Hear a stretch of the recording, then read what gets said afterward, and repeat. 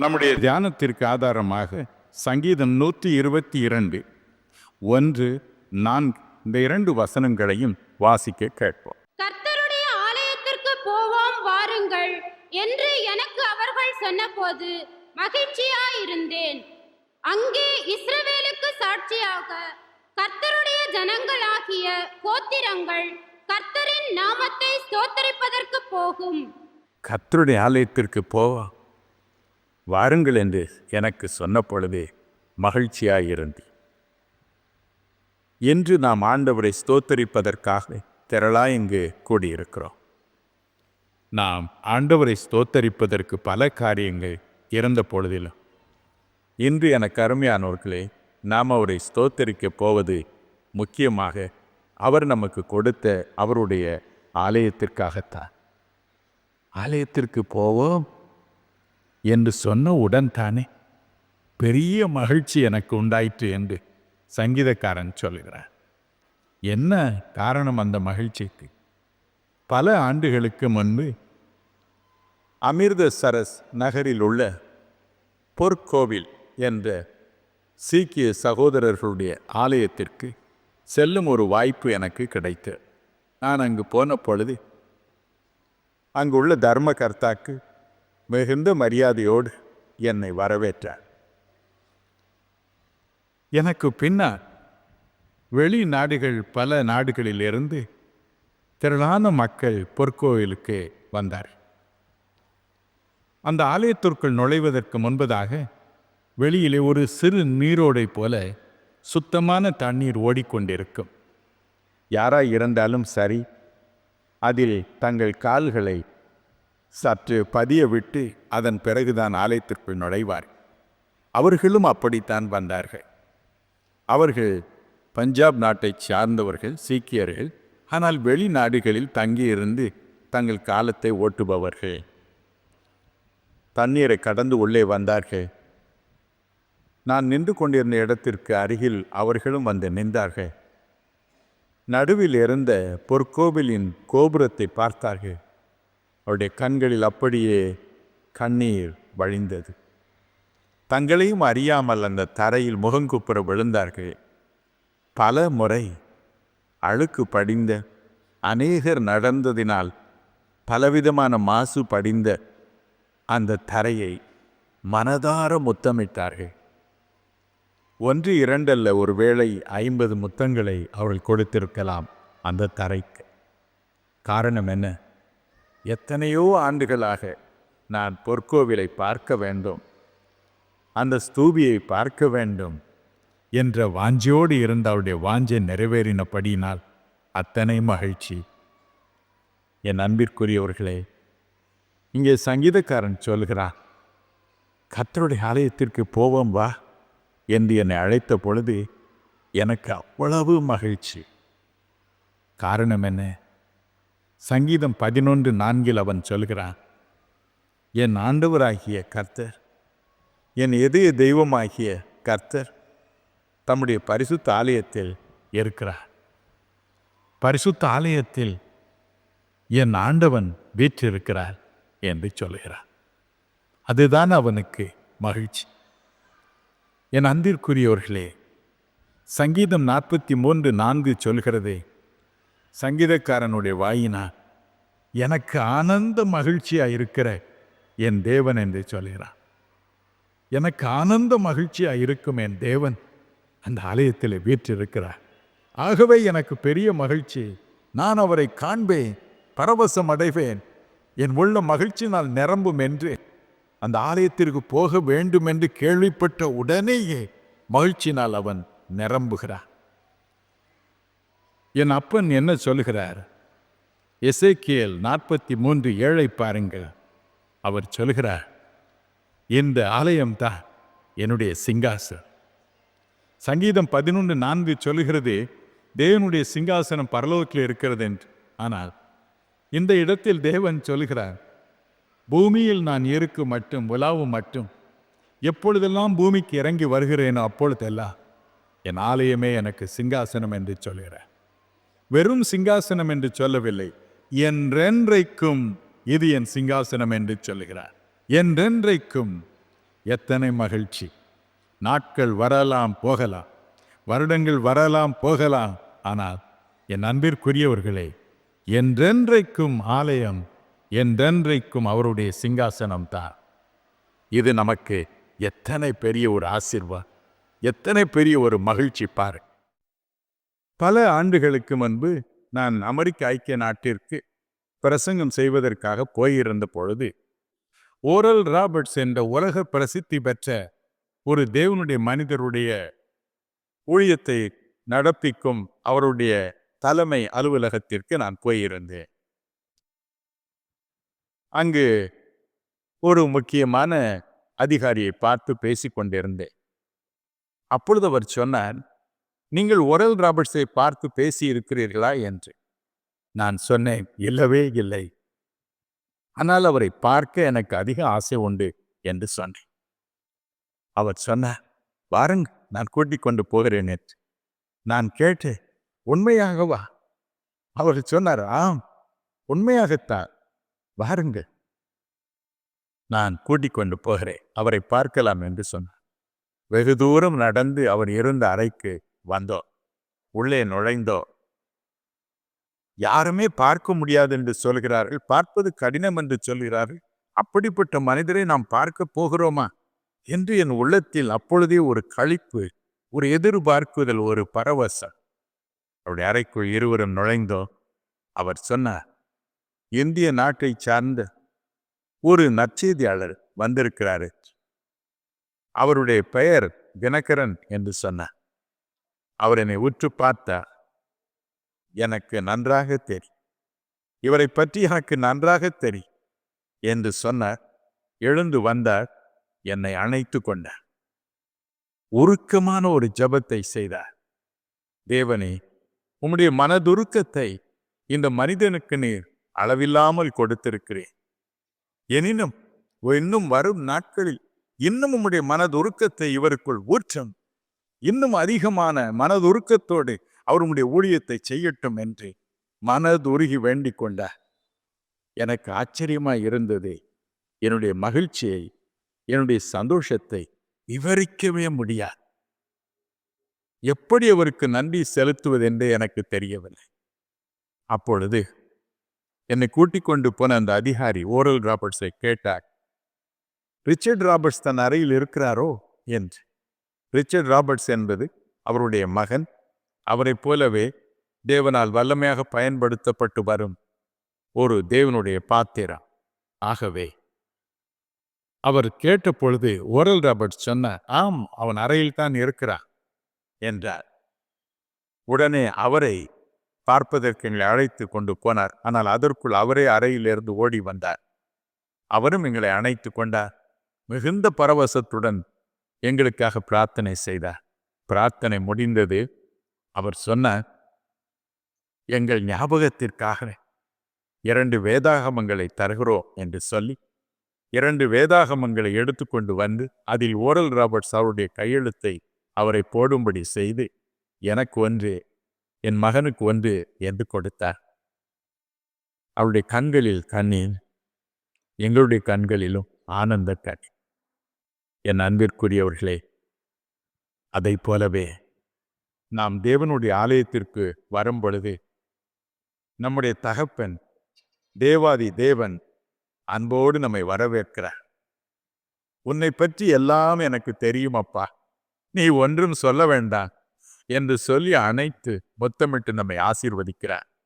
ஆனால் அதோடு காரியம் நின்று விடுவதில்லை. மார்க்கு 16:19 சொல்கிறது போல, அவருடைய வலது பாரிசத்தில் வீற்றிருக்கும் பாடுபட்டு மரித்து உயிரோடு எழுந்த தேவகுமாரனாகிய இயேசுவும் கூட நம்மை காண ஆலயத்தில் ஆவலோடு வருவார். ரிச்சர்ட் ராபர்ட்ஸ் எங்களுக்கு 2 வேதாகமங்களை கொடுத்தார்.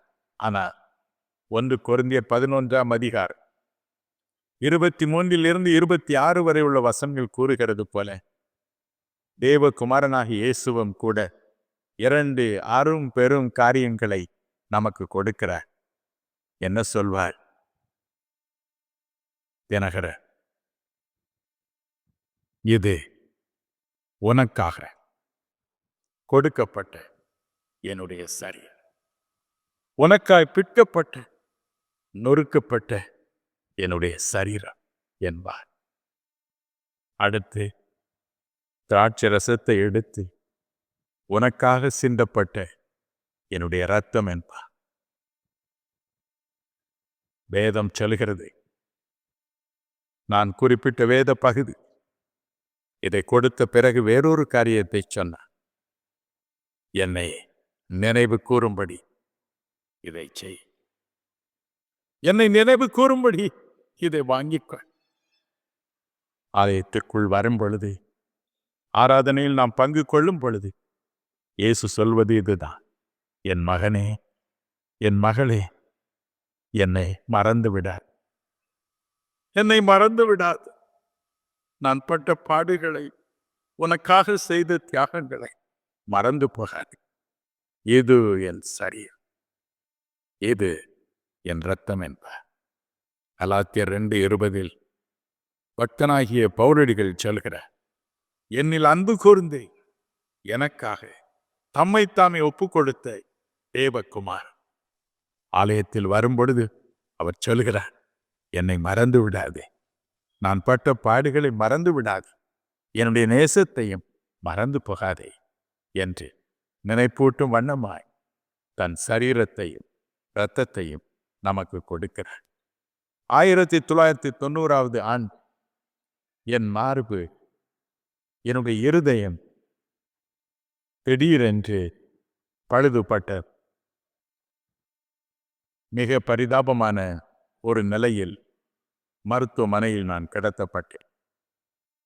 அப்பொழுது இயேசு அழைக்கிறார், அலுவலகத்தில் இருந்த எல்லா சகோதரர்களும் சகோதரிகளும் எனக்காய் மிகுந்த கண்ணீரோடு பிரார்த்தனை செய்தார்.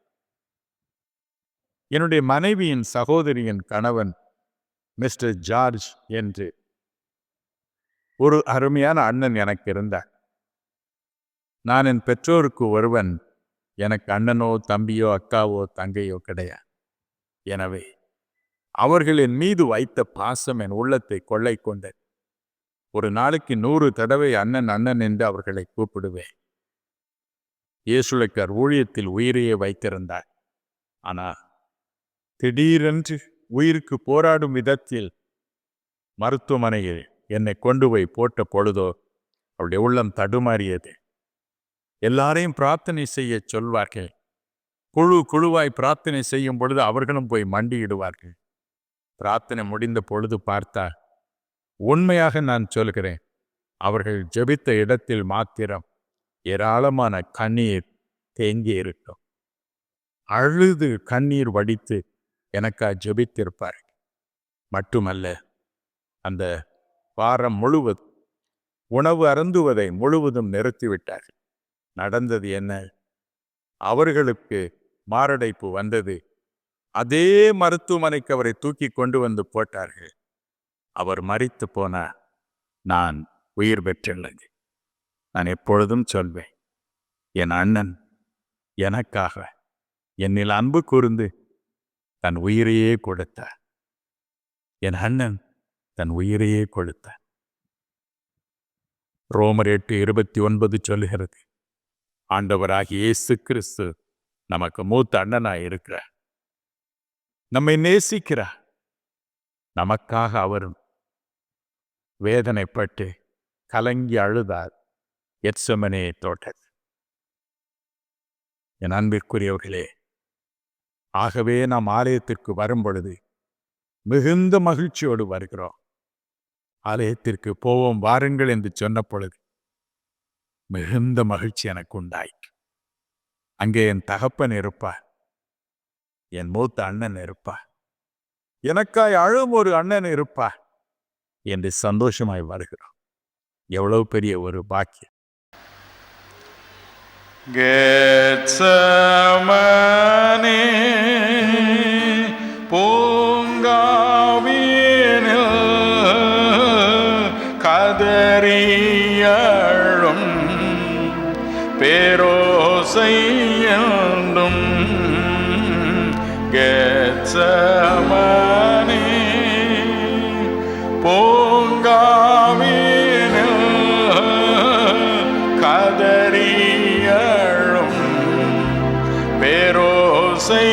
என்றும் ஏத்திசையும் தோணிக்கின்றதே எங்கள் மனம் பதைக்கின்றதே கருணையுள்ள தேவசூதா கனத்த சிலுவை பாரத்தாலே நடு சிலுவை மீதிலேறி நவிந்த ஏழு நல்ல மொழிகள் கடுமலகை சேவியூற்று கதறியழ செய்தாரே கருணையுள்ள தேவசூதா கனத்த சிலுவை பாரத்தாலே எருசலேமின் மதில் தோடந்து ஏகினார் கொல்கொதாமலையில் கருணையுள்ள தேவசூதன் கனத்த சிலுவை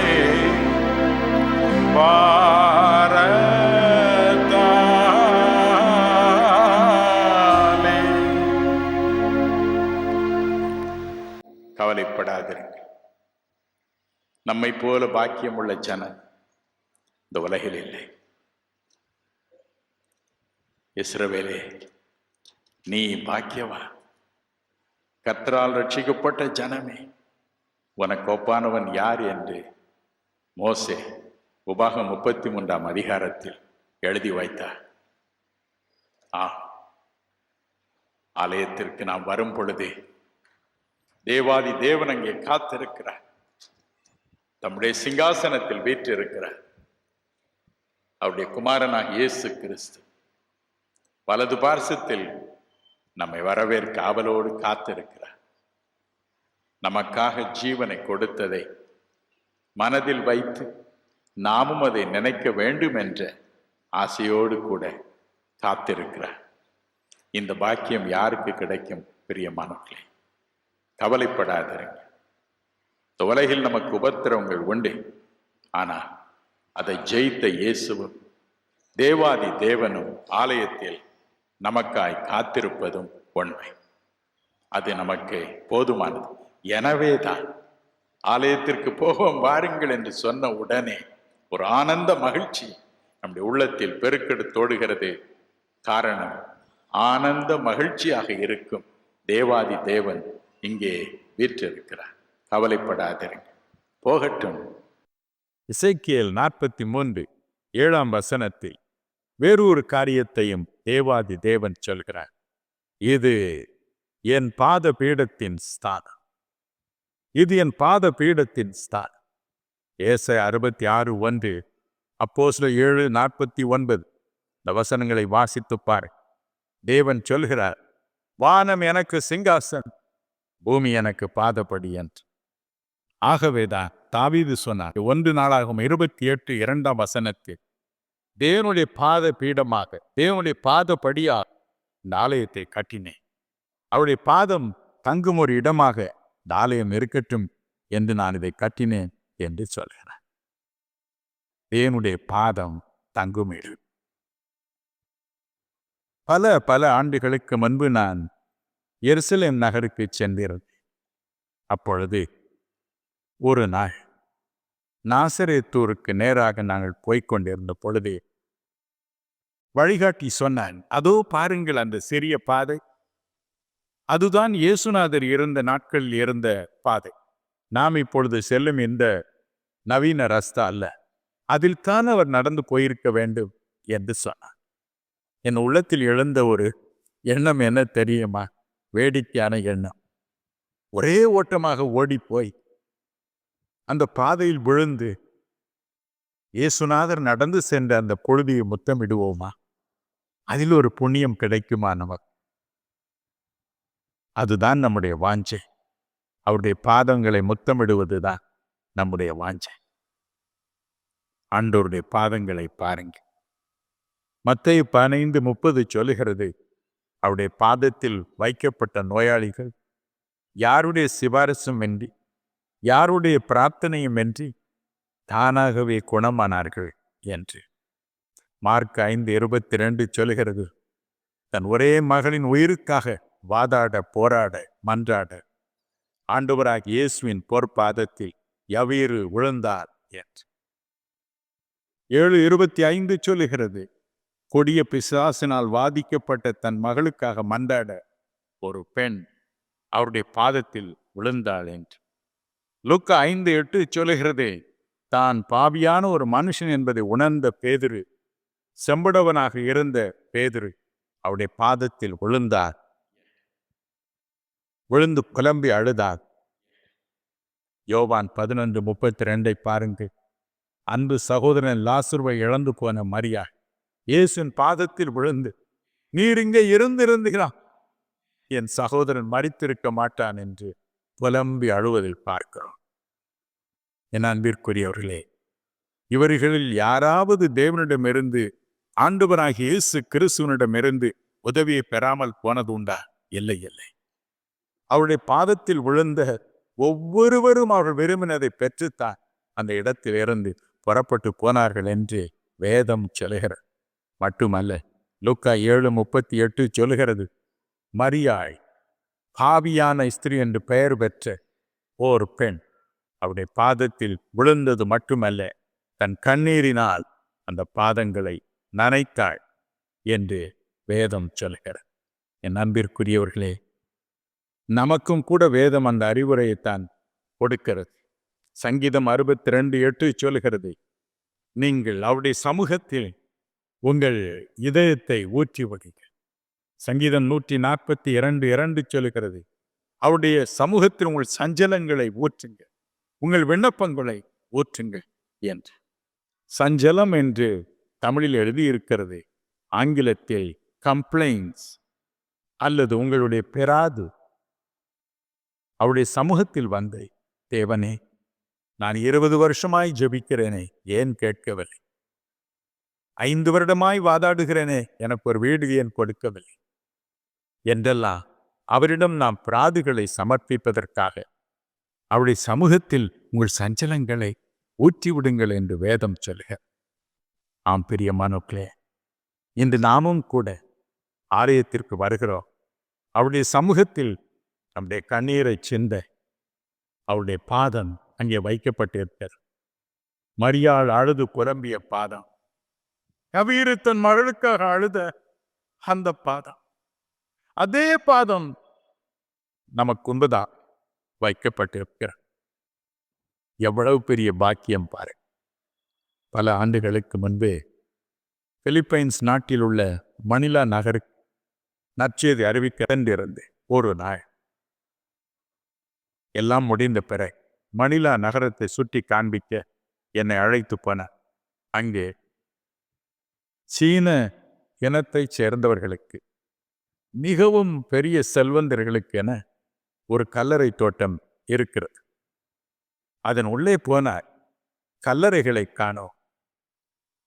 இருபுறம் அழகிய பங்களாக்கள், மாளிகைகள் இருக்கின்றன, வீடுகள் இருக்கின்றன. நடுவே அருமையாக கான்கிரீட் போட்ட ரோடு இருக்கிறது. இரவிலும் மக்கள் நடமாட்டம் இருந்தால் எப்படி இருக்குமோ அது போல தெரு விளக்குகள் போடப்பட்டிருக்கின்றன. எனக்கு ஒரே ஆச்சரியம்.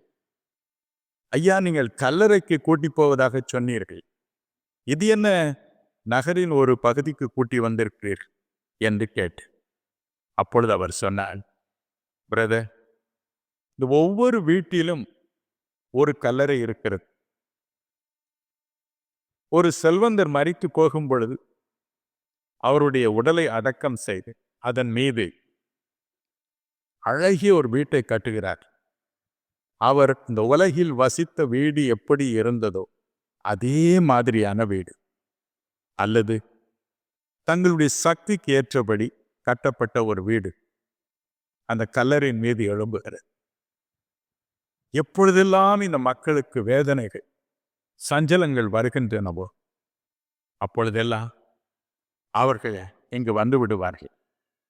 அவர்களுடைய நம்பிக்கை, விசுவாசம், இந்த வீட்டில் இன்னும் என் அப்பா வாழ்கிறார், எங்க அம்மா இங்கதான் இருக்கிறாங்க என்ற ஒரு நம்பிக்கை. நான் ஒரு வீட்டிற்கு போனேன். அங்கே நன்றாக படித்த ஒரு பெண் அங்கே போடப்பட்டிருந்த தன்னுடைய முன்னோர்களின் படங்களை பார்த்து கதறி அழுது கொண்டிருந்தார். அப்பா, ஏன் என்னை விட்டு போய்விட்டு? அம்மா, ஏன் போய்விட்டு? நான் படும் இந்த பாடுகளை பாருங்களே. கலம்பிக் கொண்டிருந்தாள், பலவிதமாய் அழுது கொண்டிருந்தாள். அவளுடைய நம்பிக்கை, என் அப்பாவின் ஆவி இங்கு இருக்கிறது, என் அம்மாவின் ஆவி இங்கு இருக்கிறது என்பதுதான். ஆனால் அப்படி இருக்கிறார்களா? என் அன்பிற்குரியவர்களே, நமக்கு அந்த பாடு இல்லை. ஆலயத்திற்கு போன அங்கே என் அப்பா இருப்பாள், என் மூத்த சகோதரன் இருப்பாள், எனக்காக சிலுவையில் பாடுபட்டவர், என்னில் அன்பு கூர்ந்து எனக்காக தன் உயிரை கொடுத்தவள் அங்கே இருப்பார். நிச்சயமாக என் கண்ணீரை அவர் பார்ப்பார். எவ்வளவு பெரிய ஒரு நம்பிக்கை, எவ்வளவு பெரிய ஒரு நிச்சயம், எவ்வளவு பெரிய ஒரு ஆறுதல். ஆகவேதான் ஆலயத்திற்கு வாருங்கள் என்று சொல்லும் பொழுது நம்முடைய உள்ளம் பரவசம் அடைகிறது. அங்கே தேவாதி தேவனுடைய பாதம் இருக்கிறது, தெய்வ குமாரனுடைய பாதங்கள் இருக்கின்றன.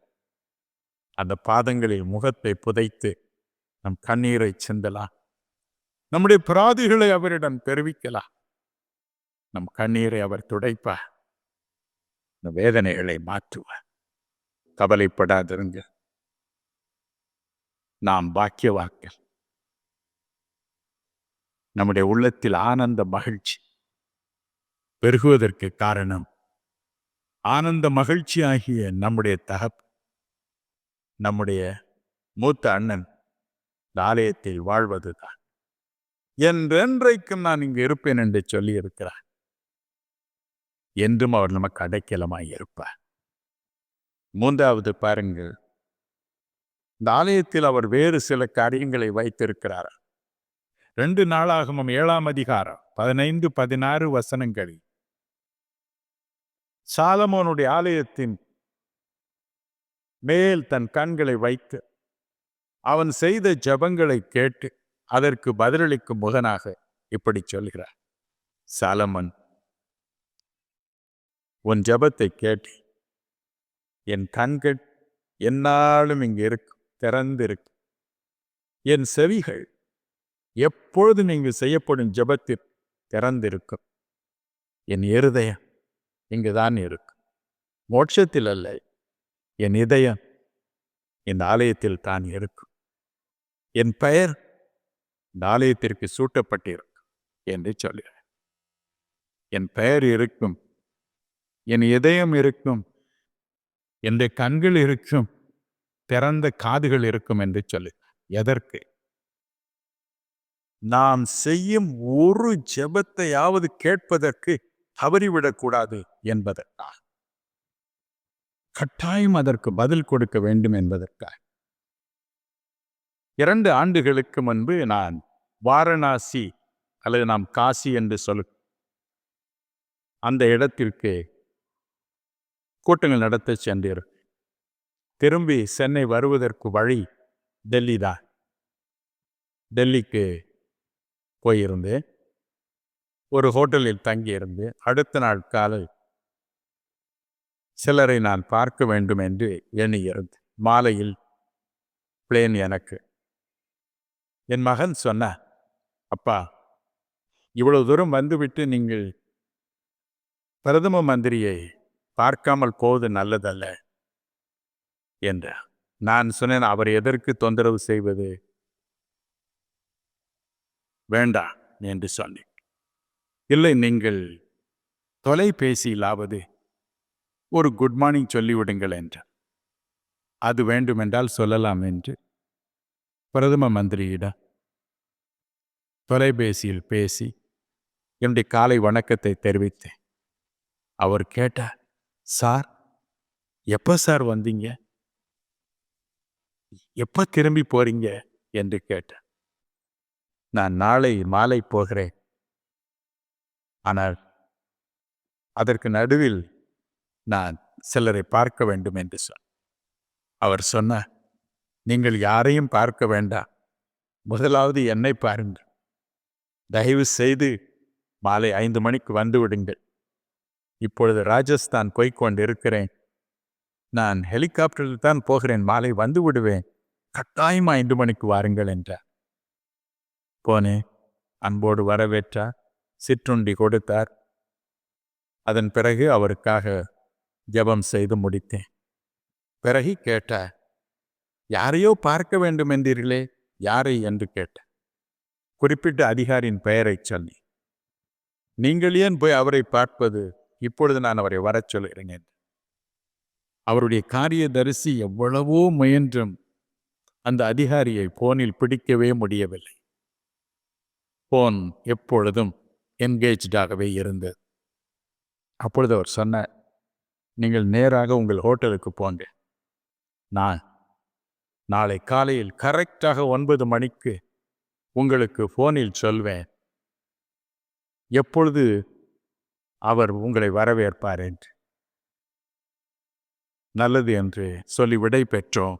நானும் என் மகன் வெளியில் வரும்பொழுது நான் சொன்னேன், தம்பி, பிரைம் மினிஸ்டராவது அந்த அதிகாரிட்ட நமக்கு ஒரு அப்பாயின்மெண்ட் கேட்டு வாங்குவதாவது, அதை நமக்கு 9 மணிக்கு சொல்வதாவது, இது நடக்காத காரியம் அப்பா.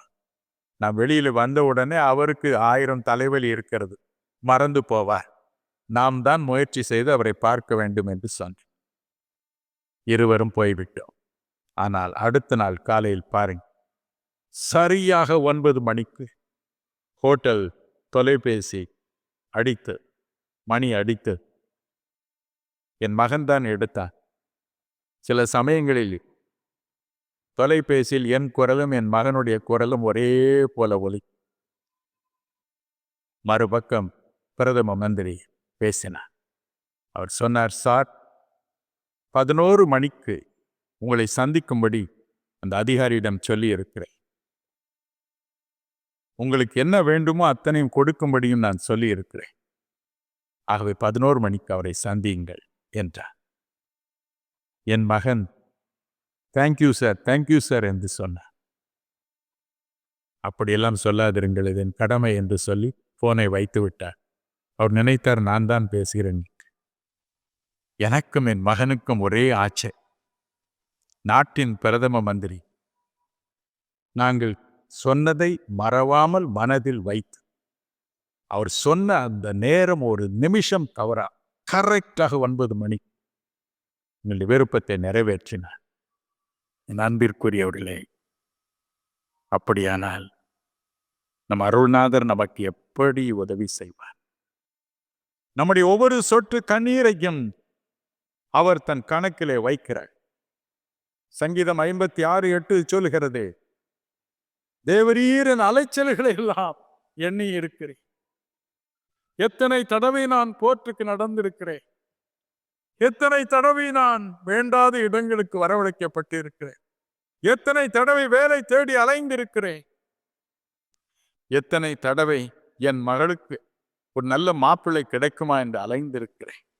தேவனே, எல்லா என் அலைச்சல்களை எண்ணி இருக்கிறேன்.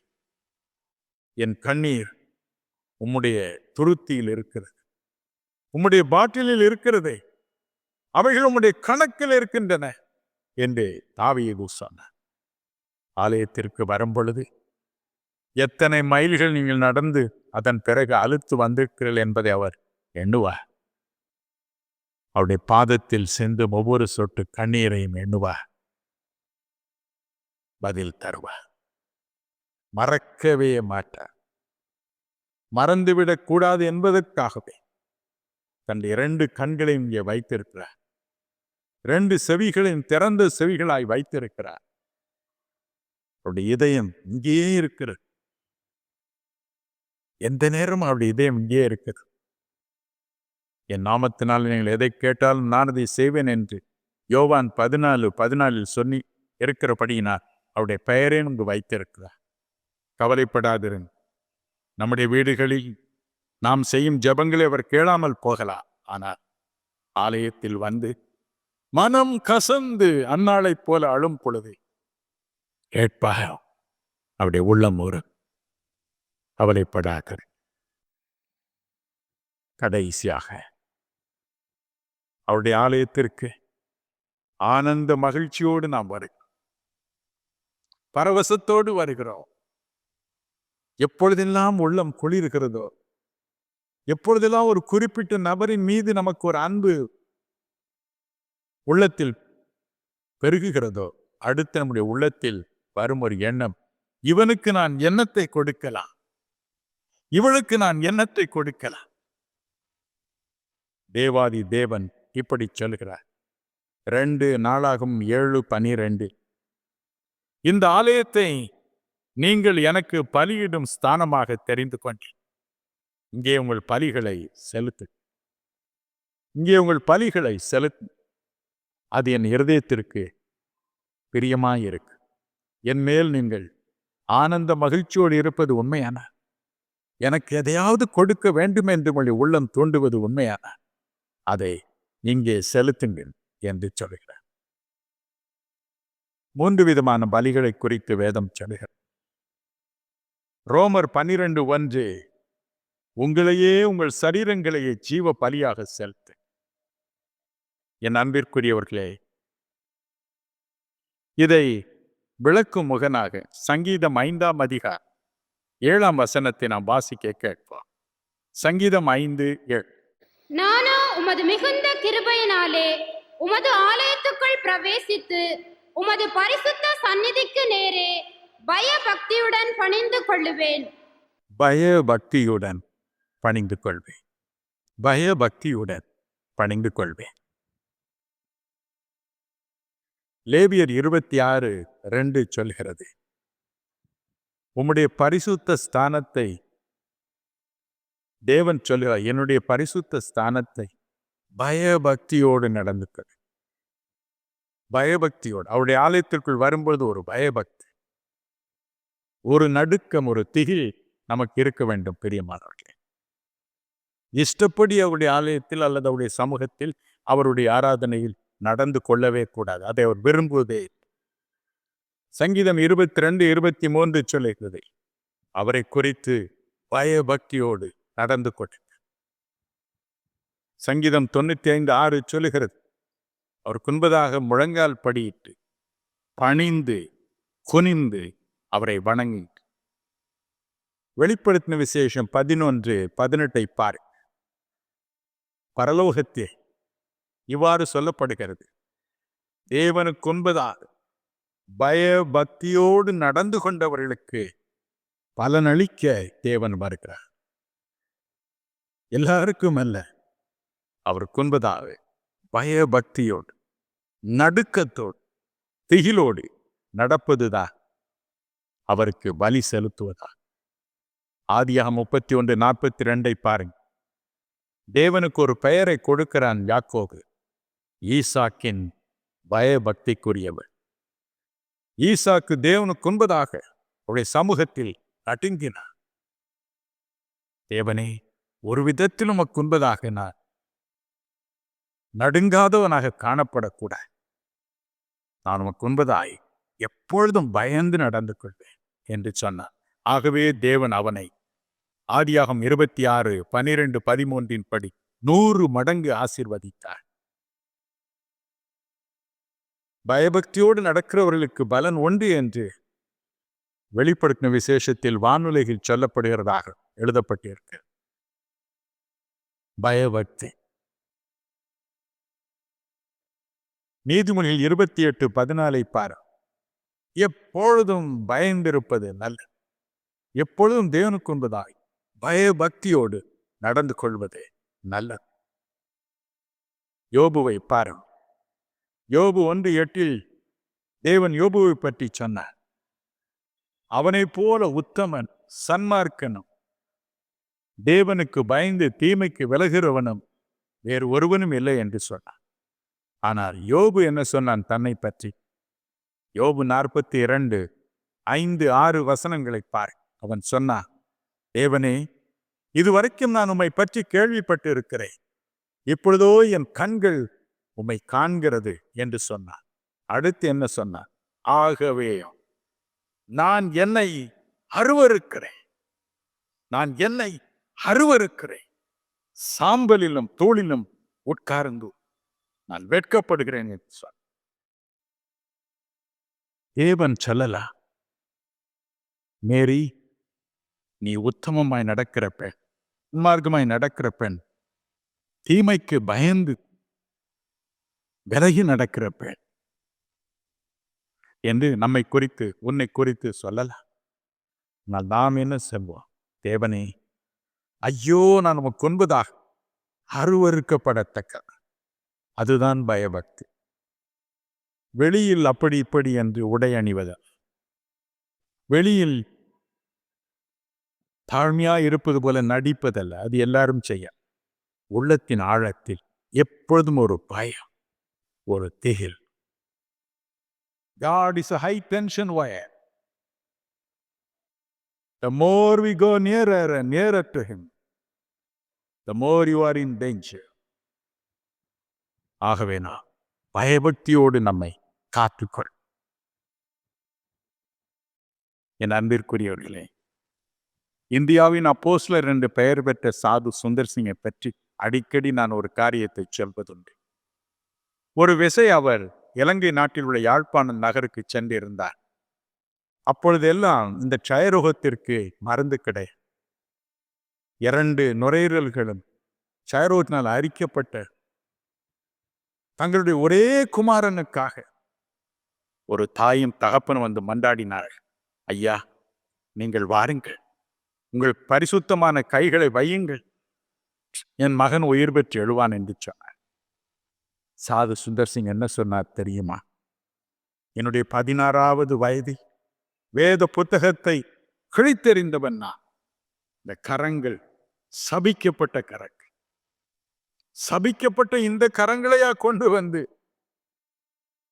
நோயில் துடித்துக் கொண்டிருக்கும் உங்கள் மகன் மீது வைக்க சொல்கிறீர்கள்? வேண்டாம், வேண்டாம்.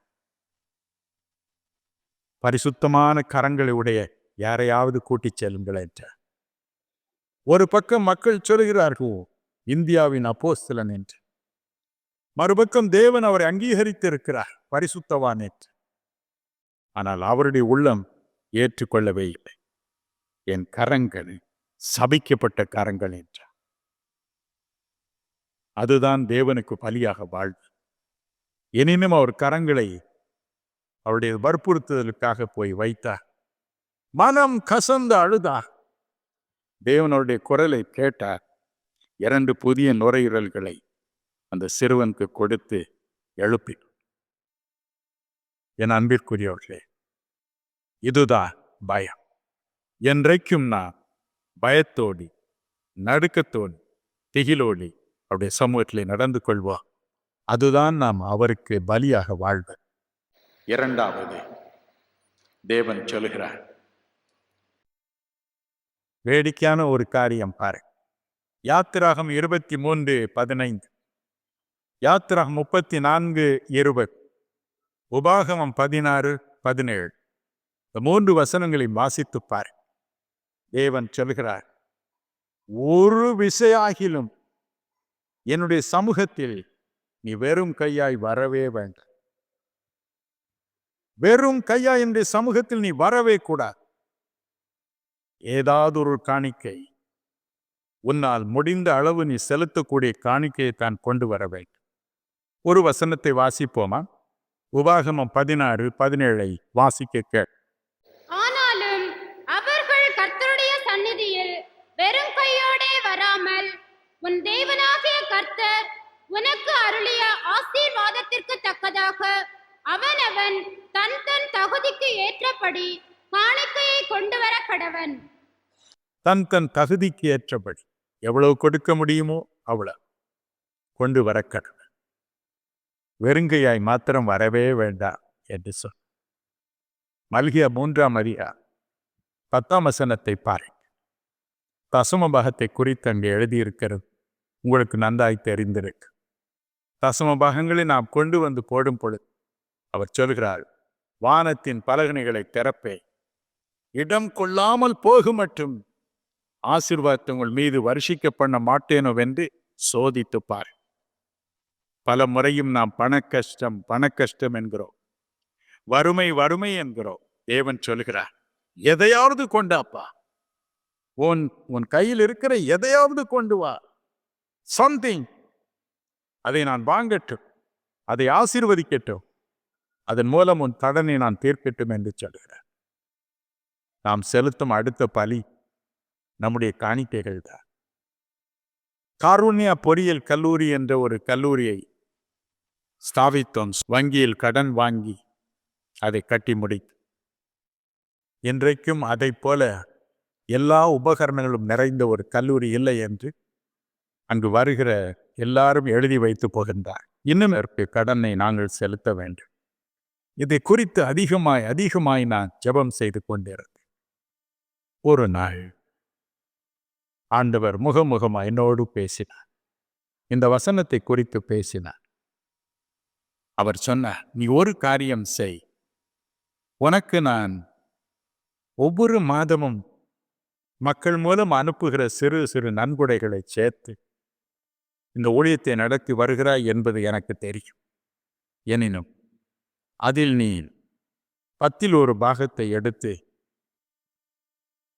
மற்ற ஊழியங்களுக்கு அனுப்பு. அப்பொழுது நான் உன்னை ஆசீர்வதிக்க ஏதுவாய் இருக்கும். இந்த கடனை நீ சீக்கிரம் அடைக்கலாம் என்று சொன்னார். எனக்கு ஒரே பயம், 10ல் 1 பாகத்தை எடுத்து விட்டார். ஐயோ, எத்தனையோ காரியங்களுக்கு பணம் செலுத்த முடியாமல் போகுமே, கடன் அதிகரிக்கத்தானே செய். ஆகவே நானும் கொஞ்சம் அவரோடு வாதாடி. யோபு 23, 3, 4, 5 பாருங்க. தேவனோடு நான் சில சமயங்களில் வாதாடுவதற்கு அவர் இடம் கொடுக்கிறார். நம்முடைய வழக்குகளை குறித்து அவரிடம் பேசலாம், வாதாடலாம். அவர் கோபம் கொள்ள மாட்டார், நம் மீது தயவு வைப்பார். சரி, என்னத்தையோ உளறிட்டு போறான் என்று விடுவார். நான் சொன்னேன், நான் முதல்ல 10ல் 1 பாகம் இல்லை, 20ல் 1 பாகம் கொடுக்கிறேன். நீர் சொன்னபடி எனக்கு வருகிற காணிக்கைகள் அதிகமானால் ஒரு குறிப்பிட்ட லிமிட் போட்டேன். இந்த லிமிட்டுக்கு மேலே போனால் அப்போ அதை தசம பாகம் மாற்றுகிறேன் என்று சொன்னார். ஆண்டவர் சொன்னார், சரி அப்படியே செய், சோதித்து பார் என்றார். என் அன்பிற்குரியவர்களே, அப்படியே அவர் ஏழை மக்கள் எனக்கு அனுப்புகிற காணிக்கைகளை கொஞ்சம் கூடுதலாக்கினார். நான் சொன்ன அந்த லிமிட்டை தாண்டும் அளவிற்கு வந்திருக்கிறது. ஒருவேளை இந்த மாதத்தில் இருந்து 10ல் 1 பாகம், அதிலிருந்து நாங்கள் தசம பாகம் கொடுக்க முடியும் என்று நம்புகிறேன். கவலைப்படாதிருக்கு. வெறும் கையாய் வராதே. செலுத்தக்கூடிய வலியை உன் காணிக்கையாய் என்ற ரூபத்தில் செலுத்து என்று நமக்கு சொல்கிறார். செலுத்துவோம். கடைசியாக சங்கீதம் 50:23 சொல்லுகிறார், ஸ்தோத்திர பலி இடுகிறவன் என்னை மேன்மைப்படுத்துகிறான்.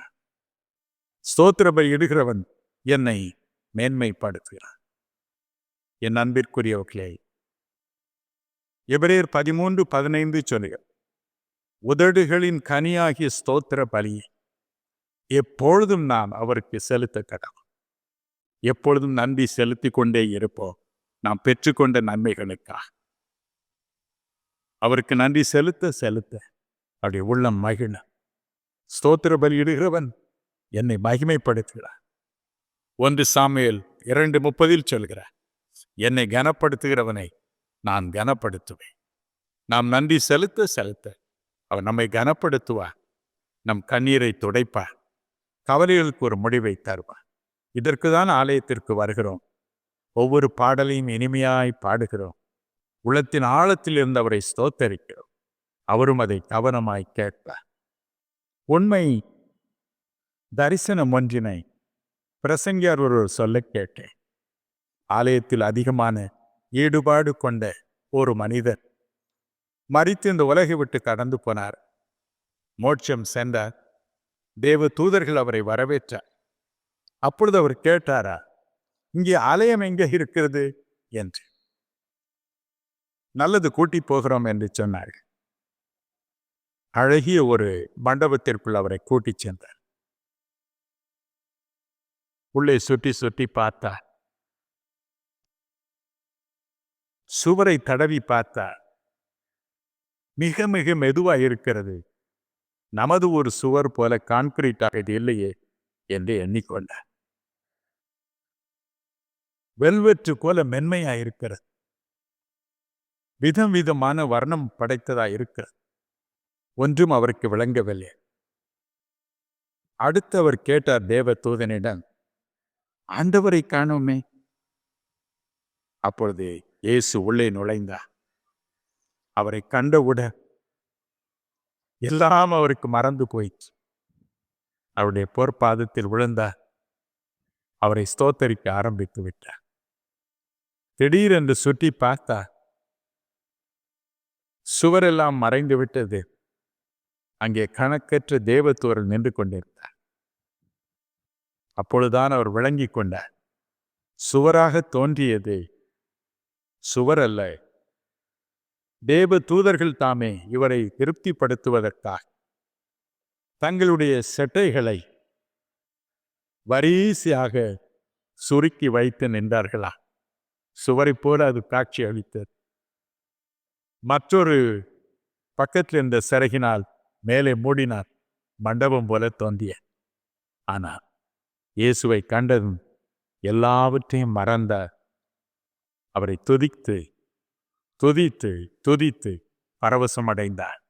நடந்த ஒரு பக்தன் ஒருவன் கண்ட தரிசனம் என்று அந்த பிரசங்கியார் சொன்னார். இன்று ஆலயத்தில் வந்து அவரை துதிக்கும் நான் ஒரு நாள் மோட்சம் செல்வார். நாமும் கூட தேவ தூதர்களோடு சேர்ந்து அவரை துதிப்போம், பரவசம் அடைவோம், ஆனந்தம் அடைவோம், ஆனந்த மகிழ்ச்சியை உண்மையில் அடைவோம். ஒரு பழைய பாட்டை பாடுவோமா?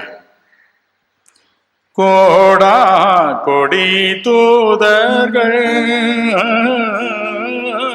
கோடா கொடி தூதர்கள் சாவை கூடி நடனமாடி பாடி ஓமை துதிக்க தாசன் யானோ உமை துதிப்பேன். ஸ்தோத்திரம் ஸ்தோத்திரமே, ஸ்தோத்திரம் ஸ்தோத்திரமே, இயேசு சுவாமிக்கு ஸ்தோத்திரமே. தோஷியனை ரட்சித்த பாடி சுத்தர்க்கு ஸ்தோத்திரமே. கேரோவின் சேராவின்கள், கேரோவின் சேராவின்கள் ஓடை செட்டைகளால் மூடி நேராய் ஓமை துதிக்க தாசன் யானோ உமை துதிப்பேன். ஸ்தோத்திரம் ஸ்தோத்திரமே, ஸ்தோத்திரம் ஸ்தோத்திரமே, இயேசு சுவாமிக்கு ஸ்தோத்திரமே. தோஷியனை ரட்சித்த பாடி சுத்தர்க்கு ஸ்தோத்திரமே. எவ்வளவுக்கு அதிகமாய் நம்முடைய வாழ்க்கையில் நாம் வசிக்கும் நகரத்தில் வேதனையும் துன்பமும் பலுகி பெறுகிறதோ அவ்வளவுக்கு அதிகமாய் அவருடைய ஆலயத்திற்கு வருவார். ஆனந்த மகிழ்ச்சியாய் இருக்கிற அவரை தொழுது கொள்வார்.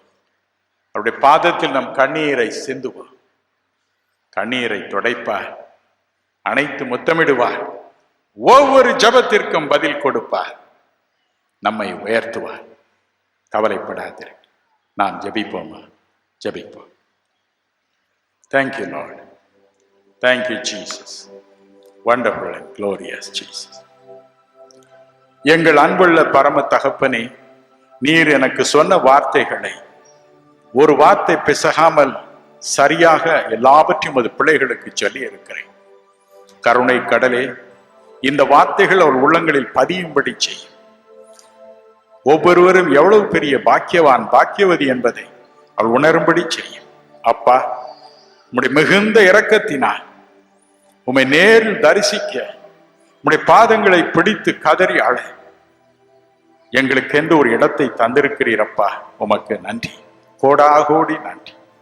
எனவே இந்த ஆலயத்திற்கு அம்மை துதிக்கிறோம். எங்கள் ஒவ்வொருவருடைய ஆலயங்களுக்காய் உம்மை ஸ்தோத்தரிக்கிறோம். மக்களுடைய கண்ணீரை பார். இன்று காலையிலும் கூட வெயிலையும் பொருள்படுத்தாமல் உமக்கு நன்றி செலுத்த, ஸ்தோத்திரம் செலுத்த ஆவலோடு ஓடி வந்திருக்கிற இந்த மக்கள் ஒவ்வொருவரையும் அணைத்துக் கொள்ளும். ஒவ்வொருவரும் இப்பொழுது உம்முடைய திரு சமூகத்தில் இருக்கிறார்கள். ஒவ்வொருவரையும் அணைத்துக் கொள்ளப்பா. ஒவ்வொருவரையும் அணைத்து முத்தமிடும். ஒவ்வொருடைய கண்களில் உள்ள ஒவ்வொரு சொட்டு கண்ணீரையும் அகற்றி போடும். அதற்கு பதிலாய் ஆனந்த கண்ணீரை தாரும். ஆனந்த கண்ணீரை தாரும். ஒவ்வொருவருக்கும் தாரும். தவறாமல் அப்படி செய்யும். ஒருவராவது வந்த கண்ணீரோடு போகவே கூடாது சுவாமி. ஒவ்வொருவரும் விரும்பும் காரியங்களை தாரும். விரும்பும் அற்புதங்களை நடப்பியும். தொடர்ந்து இங்கே தங்கி எங்களை ஆசீர்வதியும்.